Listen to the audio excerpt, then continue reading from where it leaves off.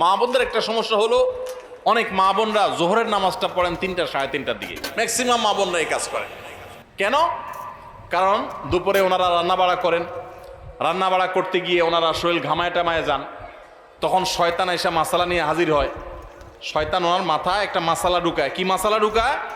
বলে যে দেখো বোন, তুমি এত কষ্ট করে এতক্ষণ রান্না বাড়া করলা, রান্নাঘরে গেছো, গরমে ঘামায়া স্যাঁতসেঁতা হয়ে গেছো, এই শরীর নিয়ে তুমি আল্লাহর সামনে কেমনে দাঁড়াইবা বলো? তো এবার বোন শয়তানরে জিগায় মনে মনে আর কি, তাহলে কি করতে হবে?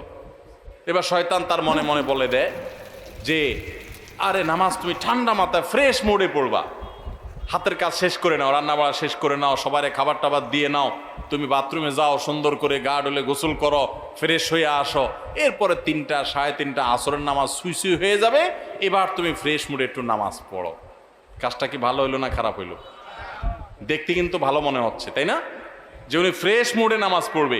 টাইম যদি পার হয়ে যায় তো এই ফ্রেশ মুডের 2 পয়সার কোনো মূল্য।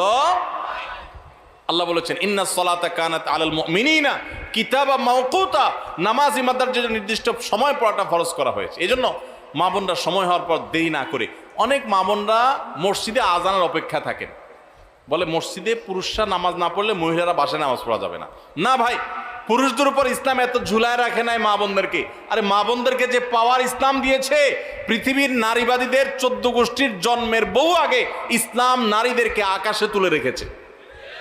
এরা এগুলো চিন্তাও করতে পারবে না, এত মর্যাদা দিয়েছে।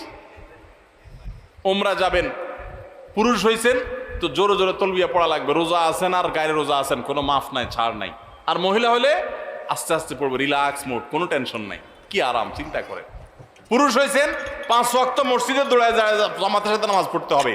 আর জামাতের সাথে নামাজ না পড়ে অবহেলা করে বাসায় নামাজ পড়ছেন তো খবর আছে, আযাব আছে, আপনি ওয়াজিব তরক করেছেন, গুনাহগার। আর মা বোন মসজিদে যাওয়ার ডিউটি নেই, বাসা পড়লেই পুরুষদের সমান সওয়াব পাবে।